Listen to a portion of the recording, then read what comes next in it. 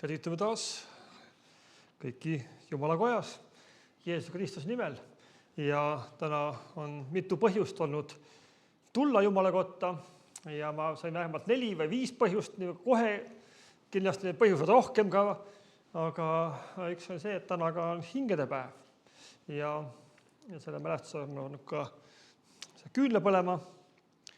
Mõtleme neile, kes meie eel on läinud ja usume ja loodame ja palume, et keegi ka meid kunagi mäletaks veel, kui meie läinud oleme. Aga selleks me täna oleme siin, et täita oma osa ja täna tahame koos Jumalat tänada, paluda õnnistust, kuulata Jumala sõna ja täna tervitame ka keskalmseid noori siit Tartu, Elva ja kust iganes Tallinnas. Et tore, et olete saanud tulla, tere tulemast ja me võib-olla natuke kuuleme neid pärast ka veel. Aga Jumala sõna tervitab meid taas täna ja psalm 84 on ilus psalm, mida koos loeme. Kui armsad on sinu hooned, issand Sebaot, issanda õuesi igatseb ja ihaldab mu hing. Mu süda ja mu ihu hüüavad rõõmsasti elava Jumala poole. Lind on ju enesele aseme leidnud ja pääsuke enesele pesa, kuhu ta paneb oma pojad. Sinu altarid, issand Sebaot, mu kuningas ja mu Jumal. Õndsad on need, kes elavad sinu kojas, nad kiidavad sind alati. Õnnis on inimene, kelle tugevus on sinus, kelle mõttes on pühad teekonnad. Nutu orust läbi käies teevad nad selle allikate maaks. Ka varajane vihm katab neid õnnistusega. Nad saadavad rammu lisaks ja ilmuvad Jumala ette Sionis. Issand, vägede Jumal, kuule mu palvet. Võta kuulda, Jaakobi Jumal. Meie kilp, Jumal, vaata siia ja pane tähele oma võitud mehe palet, sest üks päev sinu õuedes on parem kui muid 1000. Ma seisan pigemini läve juures oma Jumala kojas, kui viibin õelate majades. Sest issand Jumal on päike ja kilp, armu ja au annab issand, ega keela head neile, kes laitmatult elavad. Issand Sebaot, õnnis on inimene, kes sinu peale loodab. Amen. See on üks kiituse ja tänu laul. Ja siin on nii huvitav, et laulu autor toob esile selle just, et mis teeb südame rõõmsaks. Ja see on üks igatsus Jumala kojale. Mõtlesin selle üle tegelikult, et see maja on ka ehitatud juba siin ammu aega tagasi, et oleks võinud ka kodudes koos käia või oleks võinud leida ka muu viisi. Aga mingil hetkel oli inimestel, ühel hulgal inimestel see igatsus, et tahaks, kus oleks selline nagu Jumala koda. Et see paik kohe, kus nagu tulla pühapäeval, kus oleks põhjust tulla.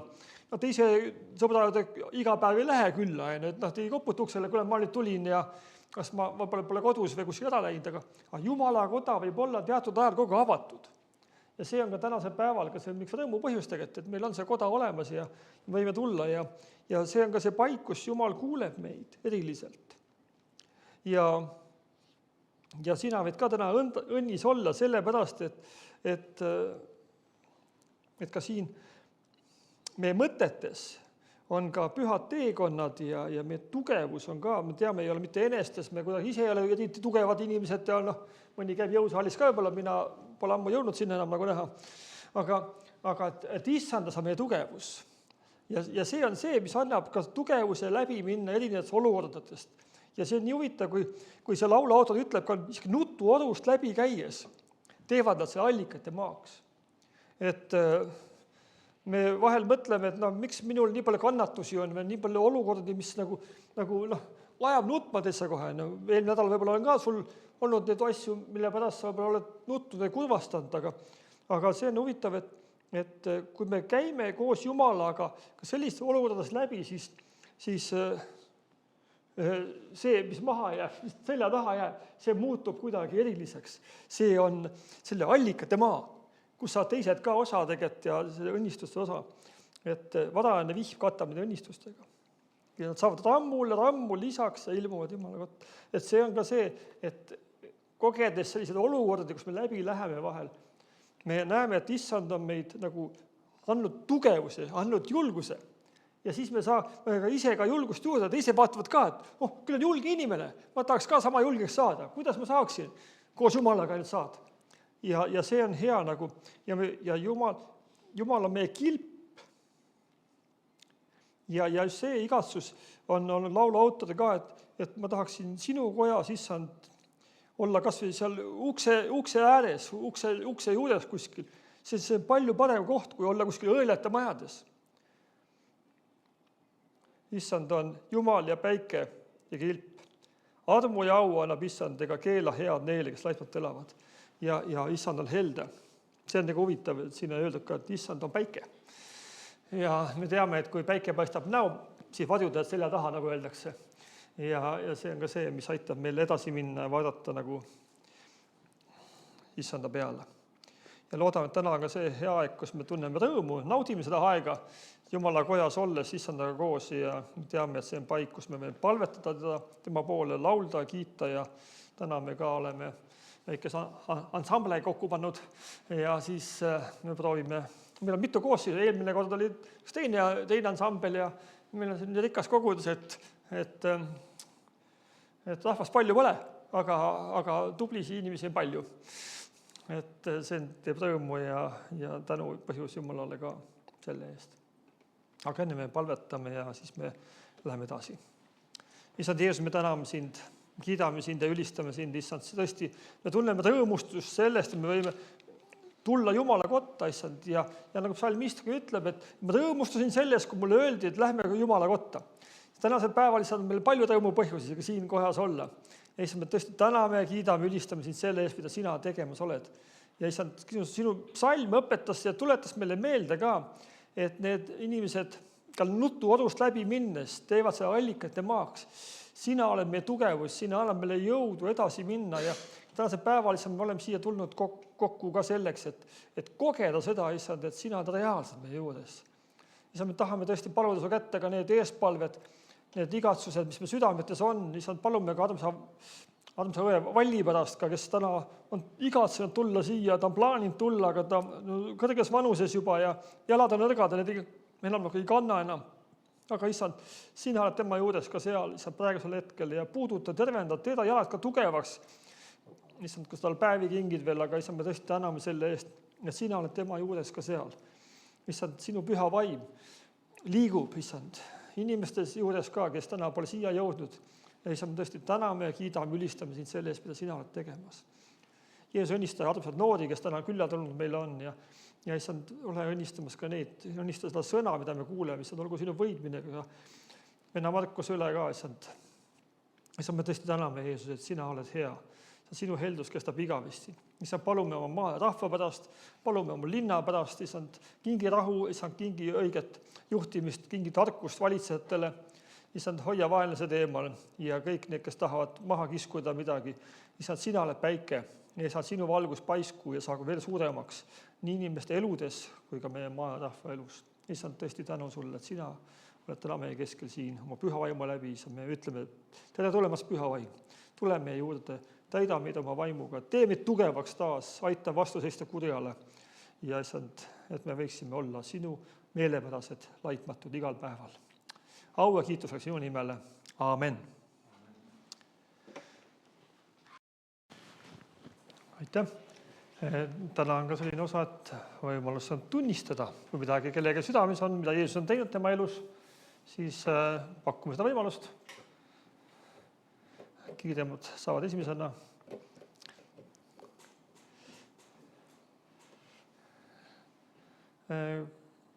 Kui ei ole, siis on kõik hästi. Aga siis me palume, et vend Markus tuleb, jagab sõna meile. meil on täna 2 sõpra, Markus ja Martin, oma armsatega siin. Aga siis Markus jagab jumala sõna, ole hea. Pane ka siia selle tasku sisse. Tervist minu poolt ka, mina olen Markus ja esiteks annan edasi kohe Elva koguduse tervitused. Võtsin täna kaasa, et olge kõik tervitatud. Ja selle kojaga tuleb mulle meelde selline lugu. Ma ei tea, kas täpselt, mis aastad need võisid olla, Martin, mingi 5 aastat tagasi. Me käisime siin Elva meeste vendadega, me olime veel väiksed, aga meil oli siin siuke meeste väljasõit. Üleval oli võimas osadus ja Peeter Tamm tegi putru hommikul meile ja rõõmsad mälestused on. Aga mina tahan teile jagada täna Luuka evangeeliumist. See on Luuka 17, salmid 11-19. Kas kõik kuulevad mind muidu? Olen ma kuulda, jah, väga hea. Ja ma teen niimoodi, et ma loen ühe korra ilusti teile ette ja siis hakkan vaikselt salmi haaval võtma ja rääkima teile, kuidas ma sellest aru sain ja suunama teie mõtteid, mille peale mõelda seda lugedes. Luuka 17, 11-19. Ja see sündis, kui Jeesus oli minemas Jeruusalemma, et ta läks Samaaria ja Galilea vahelt läbi. Ja kui ta jõudis ühte alevisse, tulid talle vastu 10 pidalitõbist meest, kes jäid eemale seisma. Ja nad tõstsid häält ja hüüdsid: Jeesus, õpetaja, halasta meie peale. Ja neid nähes ütles Jeesus neile: minge näidake endid preestritele. Ja sündis, et nad mineku ajal said puhtaks. Aga üks nende seast, nähes, et ta on paranenud, tuli tagasi Jumalat valju häälega ülistades ja langes silmile maha Jeesuse jalge ette teda tänades. Ja see oli samaarlane. Jeesus kostis: eks 10 ole saanud puhtaks. Kus on need 9? Kas muid ei ole leidunud, kes oleksid tulnud tagasi Jumalat ülistades, kui vaid see muulane? Ja ta ütles talle: tõuse üles ja mine, sinu usk on su päästnud. Aamen. See on Jumala sõna. Ja kuna ma väga tugev nendes sissejuhatustes ei ole, siis ma hakkan kohe pihta. Ja kui ma liiga kiiresti lähen, siis te võite käe tõsta ja siis ma saan uuesti üle rääkida. Esimene salm on päris huvitav selles mõttes, et Luukas kirjutab, et Jeesus oli minemas Jeruusalemma ja selle käigu ajal sattus ta Samaaria ja Galilea vahelt läbi. Et evangelist peab tähtsaks ära märkida selle Jeesuse eesmärgi, et ta läks sealt läbi, aga mis oli ta suurem eesmärk. Ja tegelikult see lugu selle kohta, kuhu Jeesus hakkab minema, ehk Jeruusalemma, seda alustab Luukas juba oma evangeeliumi 9. peatükis, öeldes: aga see sündis, kui Jeesuse ülesvõtmispäevad olid lähenemas, et ta hakkas minema Jeruusalemma poole. See tähendab, et juba tükk aega on teksti taustal olnud see mõte, et Jeesus läheneb Jeruusalemmale. Ja me kõik teame arvatavasti, miks Jeesus sinna minemas oli. Jeesus oli minemas vastu oma ristisurmale, sellele, mida kiri temast rääkis. Ja selle fookusega hakkab tänane lugu. Järgmine salm ütleb, et kui ta jõudis ühte alevisse, tulid talle vastu 10 pidalitõbist meest, kes jäid eemale seisma. Ma nüüd natuke räägin teile pidalitõvest. Ma natuke hoomaks paremini seda mõtet seal taga. Pidalitõvest räägib meile üksikasjalikult Moosese 3. raamat. Seal on välja toodud erinevad aspektid. Pidalitõbi oli nimelt nahahaigus eelkõige ja see lööve võis välja lüüa küll keha nahal kui habemes või juustes. Ja habemed said ka kahjustada vahepeal. Ja pidalitõvega oli ka see, et seda pidalitõveks nimetati, tänapäeval arvatakse, et need võisid olla mitmed haigused, aga nimetati ühise nimetajaga ehk pidalitõbi. See võis olla nii inimestel, esemetel kui ka tegelikult majadel või mingitel eluhoonetel. Inimese puhul olid pidalitõve tunnused järgmised.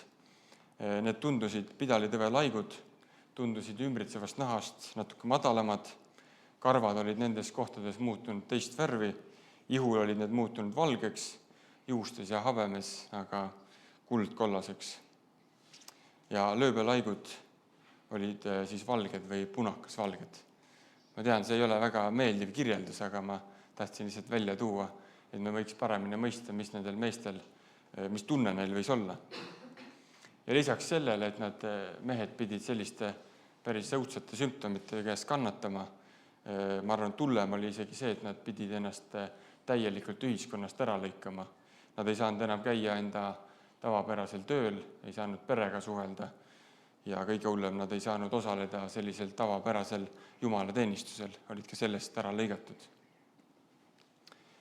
Ja seda kõike nüüd teades on täitsa arusaadav, miks pidalitõvised mehed ei tulnud kohe Jeesuse juurde, vaid jäid eemale seisma. Nad jäid seisma ja ütlesid, ja pühakiri ütleb, nad tõstsid häält ja hüüdsid, Jeesus, õpetaja, halasta meie peale. Me teame, miks nad pidid hüüdma, sest nad olid kaugemal, siis Jeesus kuuleb neid paremini. Ja väga huvitav on see tiitel, mida nad kasutavad, Jeesus, õpetaja, halasta meie peale.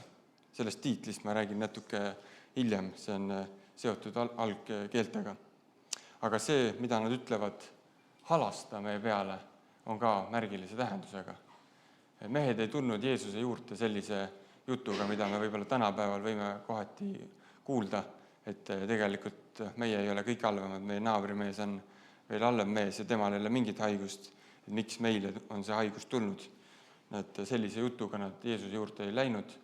Nad olid siis kas kuskilt kuulnud või nad teadsid enda sees, et Jeesus suudab neid aidata ja nad pöördusid alandlikult Jeesuse poole. Ja neid nähes ütles Jeesus neile, minge näidake endit preestritele. Ja sündis, et nad mineku ajal said puhtaks. Jeesus vastas pidalitõbistele meestele väga konkreetselt ja lühidalt. Ei olnud pikki iukõnesid ja palveid, selliseid ilusaid nagu jutuajamisi, vaid väga konkreetne käsk, mida tuleb teha. Minge ja näidake endid preestritele. Aga huvitav, miks Jeesus nad preestrite juurde saatis, et kas preester sai palvetada nende pärast või Martin, kas sa oskad öelda? Jah, väga õige. Ma räägin natuke nüüd preestritest ja Martinil oli täitsa õige mõte. Preestrid olid tol ajal Jumala ja rahva vahendajad. Tegelikult tänapäeva mõistes ka. Meie kristlastena oleme vahendajad Jumala ja siis nende ees, kes veel ei usu. Me saame neile Jumala sõnumeid vahendada. Ja tol ajal oli preestrite ülesandeks eelkõige teenimine pühamus. Kui Iisraeli rahvas oli kõrbes, siis nad teenisid selles koguduse telgis ja hiljem, kui Saalomon ehitas templi, siis nad teenisid seal.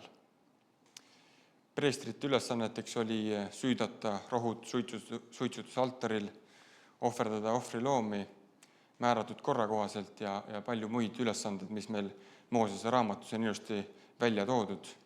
Samuti oli nende osa hoolitseda teenistusriistade eest. Ja ma arvan, et neid oli üsna palju, sest teenistus oli suur ja palju rahvast oli vaja ära teenida. Aga lisaks nendele loetletud kohustustele oli just preestritel tähtis roll pidalitõvega tegelemisel.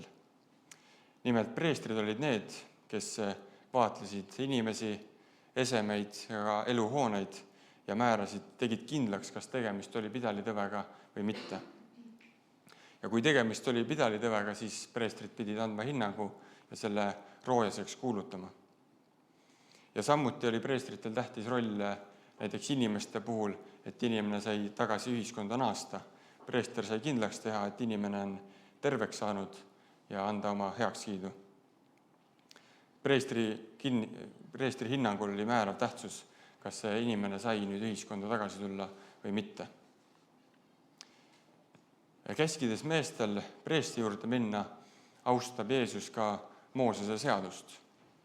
Vahel oleme ehk kuulnud, et et Jeesus tühistas või et Jeesus ei hoolinud vanast seadusest, aga sellest loost me näeme ära, et Jeesus austab Moosese seadust ja selle kohta ta ütleb Matteuse evangeeliumis mäejutluses, et ärge arvake, et ma olen tulnud seadust või prohveteid tühistama. Ma ei ole tulnud neid tühistama, vaid täitma. See loetud lugu näitab meile täpselt, et Jeesus mitte ei tühistanud seda seadust, mis oli antud, vaid ta ütles, et minge näidake ennast preestritele. Preestrid said nad kuulutada terveks ja see omakorda andis tunnistus selle kohta, et Jeesus nad tõesti tervendas.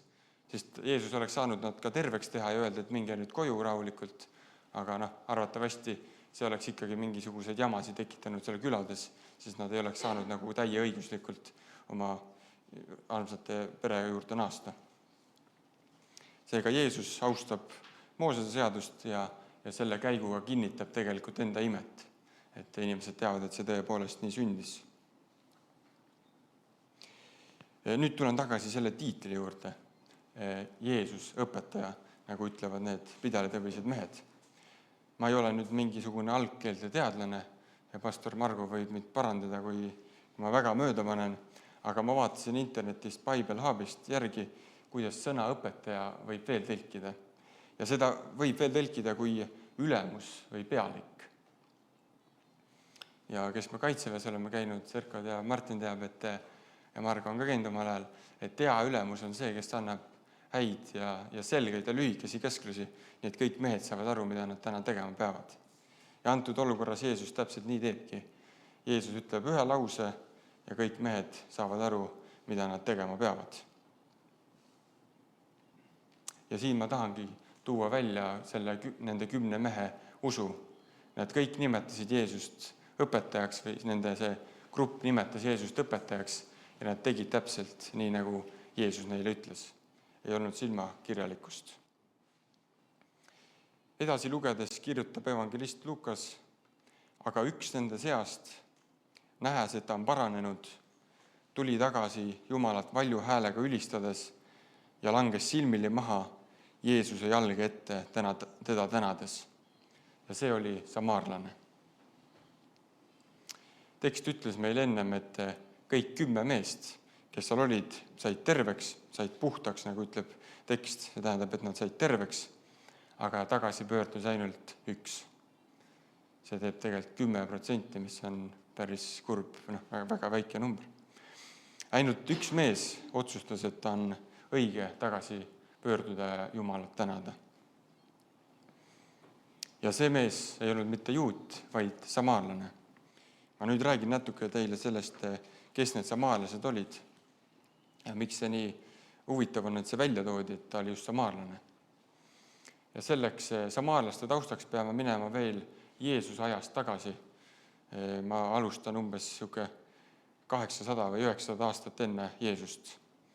Sel ajal elas kuningas Saalomon, Taaveti poeg, ja Saalomoni poja Rehabaami valitsemise ajal jagunes Iisrael 2. Tekkis Põhjariik nimega Iisrael, seal oli rohkem suguharusid, see oli suurem riik ja lõunas asuv riik nimega Juuda. Ja selle tulemusel eraldusidki Juuda suguharust kõik ülejäänud suguharud. Ja umbes 8. sajandil tuli Assüüria, see asub siis Iisraelist ida poole, üks suur riik, ja vallutas Iisraeli. Ja see on nüüd see Põhjariik Iisrael, see vallutati. Juudale anti veel armu. Ja iisraelased küüditati sealt maalt nendesse Assuri maadesse kaugele eemale ja kaugelt näiteks Paabelist toodi võõrast rahvast Iisraelisse sisse ja Iisraelis tekkis selline segarahvas, kes ei olnud enam puhas heebrea verd. Ja hiljem, kui juudalased enda pagulusest naasksid, siis nad ei tahtnud enam samaarlastega koostööd teha. Nad põlgasid neid, sest nad ei olnud enam puhast heebrea verd ja nad olid ennast ebajumalate teenimisega rüvetanud. Ja mingid erisused, mis tulevad välja isegi Uues Testamendis, on see, et samaarlased kummardasid Karisimi mäel, mitte Jeruusalemmas nagu juudid. See tuleb välja Jeesuse kõneluses Samaaria naisega.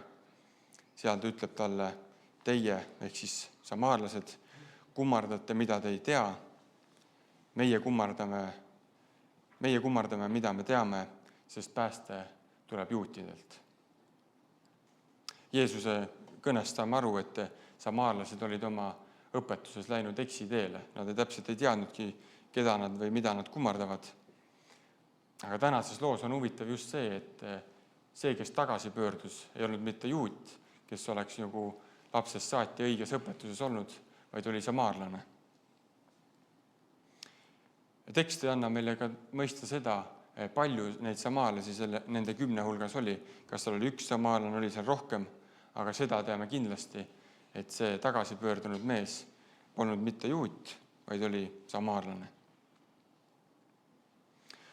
Mees, kes oli tõenäoliselt terve elu elanud selles samaarlaste ekslikus õpetuses, oli nüüd ainuke, kes mõistis, et on hea minna tagasi ja Jeesust tema ime eest tänada. Samaarlane mõistis, mis oli õige teha. Kui mees Jeesuse jalge ette maha langes, siis küsis Jeesus 3 küsimust. Ta ütles, esimene küsimus, eks 10 ole saanud puhtaks. Teine küsimus, kus on need 9? Ja 3, kas muid ei ole leidunud, kes oleksid tulnud tagasi Jumalat ülistades, kui vaid see muulane? Ja teksti järgi oskame vastata need 3 küsimusest 2. Esimene küsimus oli, eks 10 ole saanud puhtaks. Jah, ja tõepoolest 10 said puhtaks, tekst ütleb meile seda. Ja samuti oskame vastata sellele viimasele küsimusele, et tagasi pöördus ainult üks muulane, ehk siis antud juhul samaarlane. Aga küsimusele, kus on need 9, ei oska ma tõesti vastata, seda nagu tekst meile selgelt ei anna mõista ka. Võib spekuleerida, kus nad läksid, aga ma arvan, et praegu ma sellega otseselt ei tegele. Aga mida veel need küsimused nagu välja toovad, on see, et Jeesus oli imestunud, et miks ainult üks pöördus tagasi, kuigi 10 said terveks. Mul on tunne, et Jeesus küsis seda sellelt samaarlaselt, aga tegelikult pani ka mõtlema kogu rahvast, kes ta ümber oli, ja küsis nagu valju häälega, et teised ka mõtlema hakkaksid. Küsimuste järel ütles Jeesus samaarlasele, tõuse üles ja mine, sinu usk on su päästnud. Väga julgustavad sõnad. Aga millest täpsemalt väljendus samaarlase usk? Samaarlase usk väljendus selles, et ta hüüdis Jeesust õpetajaks või siis ülemaks pealikuks ja toimis täpselt selle järgi, mida Jeesus talle ütles. Mees kuuletus ja sai abi. Kokkuvõtteks, armas Tõrva kogudus, ma tahangi teid selle looga julgustada, usun, et Jumal tahab teid selle looga julgustada ja toon veel välja 2 punkti, mis te võiksite tänasest kaasa võtta. Esimene punkt on see, et ka meie hüüame Jeesust issandaks, kuningaks, õpetajaks, et olgem ka meie siis tõepoolest sõnakuulelikud, kuulama, mida Jeesus meile oma sõna ja oma vaimu kaudu mis korraldusi ta meile annab. Olgem sõnakuulekad nagu need mehed. Ja julgustan teid, et võtke näiteks täna aeg, kui meil on kohvilaud või hiljem kodus perega, võtke aeg ja meenutage, mida Jeesus on teile head teinud. Mul endal kipub aeg-ajalt nagu kogu selle kooli ja tempoga minema, nagu meelest ära minema, kõik need palvevastused, mis on tulnud, aga võtkem see aeg ja meenutagem, olgem tänulikud, mida Jeesus meile teinud on. Olge väga õnnistatud. Aamen. Ma teen palve ka. Taevane Isa, me täname sind selle osaduse eest, me täname sind su sõna eest, et sa oled lasknud selle tõlkida meie emakeelde. Võime seda lugeda ööl ja päeval. Täname selle õpetuse eest, me täname sind, Jeesus, kõigi su heade tegude eest ja neid on rohkem, kui me suudame meelde tuletada või nimetada. Ja siin me oleme, palume, õnnista meid, juhata meid ja aita meil käia tões ja õigluses, nii nagu on sinu silmis hea. Aamen.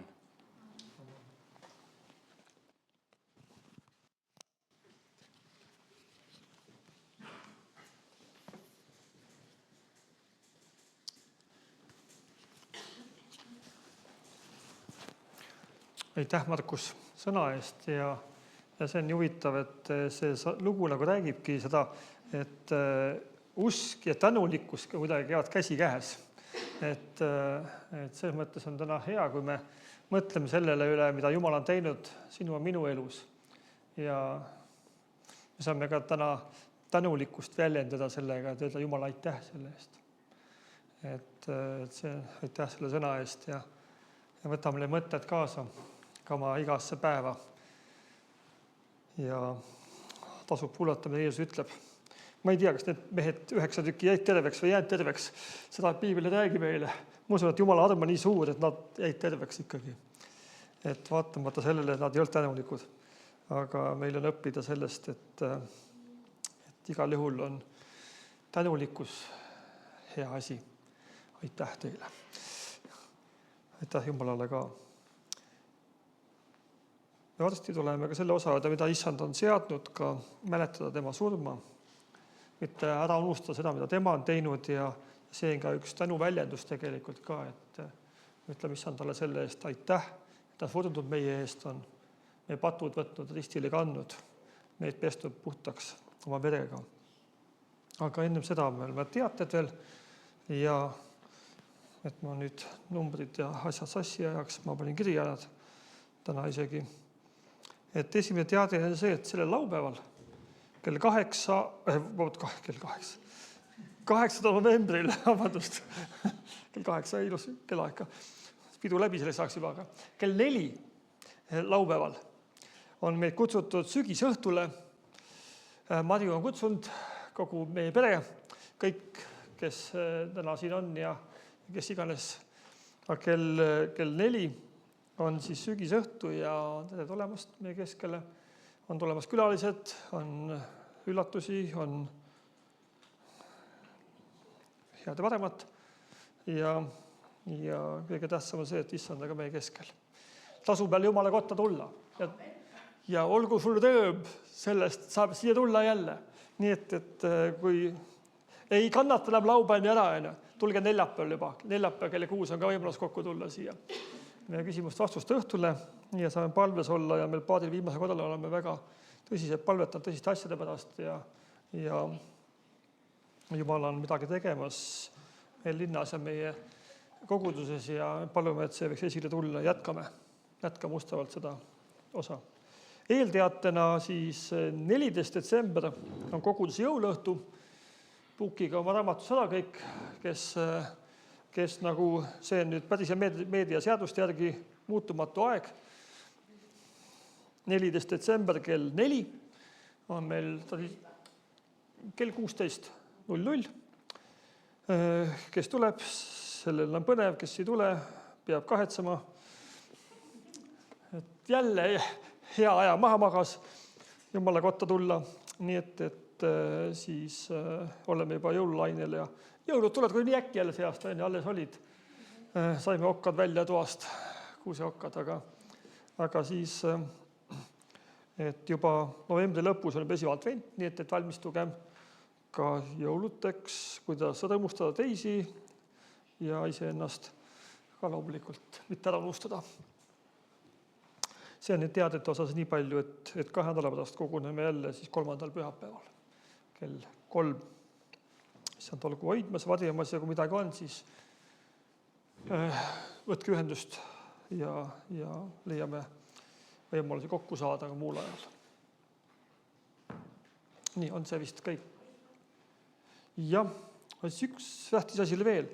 Minu südames hakata alfa kudusega pihta, ka siin koguduses. Ja alfa on selline kudusus, kus siis me räägime kristlikke põhitõdesid ja sellised nagu neid lihtsad põhimõtteid,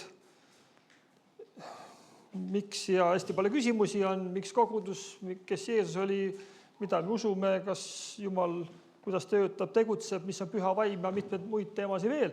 Nii et me tahame alustada sellega, kui mu mälu mind nüüd ei peta, siis see oli 20. november. Nii et neljapäevased tavaliselt koos olemise ajad, küsimuste vastuste õhtu muutub alfaks meil. Ja me siis ootame kõiki, see hakkab väike seinega pihta, saame süüa ka.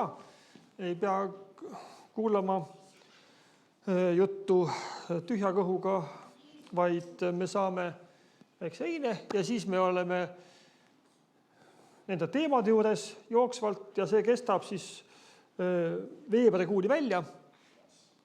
Jõuluajal väike paus, aga et siis veebruari lõpus meil oleks vägev pidulik lõpetamine ka. Nii et pange kõrva taha, nii et 20. novembril me juba ootame kõiki pangega, palun aeg kirja, kui te soovite tulla, olete nagu plaanimas tulemas, siis käimas, siis öelge meile ka. Me siis teame, palju me siis süüa teeme, et me ei peaks kõik nagu siin üksi ära sööma selle, vaid siis me teame vähem teha. See on ikka kell 6, nagu ikka on, nagu õhtuti olnud. Et see on kuskil 1,5 tundi, et see on konkreetne aeg selline, kes vajab transporti koju minekuks või mis iganes, siis andke teada, leiame lahendusi. Kui ühe otsaga siia saate juba, siis me leiame selle teise otsa ka. Aga et oluline, et saate osa võtta sellest osadusest ja saate sellest kaasa mõelda. Seal on üks osa, on loengu osa, ja siis teine osa on selline küsimuste ja arutelu osa, nagu kus saab küsimusi vastuta oma laudkondades või ühiselt arutada, et oleneb palju meid tuleb. Nii et reklaam tuleb peagi üles, ka see on avalikult reklaami välja selle asja, nii et siis see ka infoks juurde. Nii et teid meelde 3 asja vähemalt peab meelde jääma. Sügisõhtu see laupäev, siis 20. november hakkab alfa ja 14. detsember on jõuluõhtu. Ja kõik muud asjad on jooksvalt nagu ikka.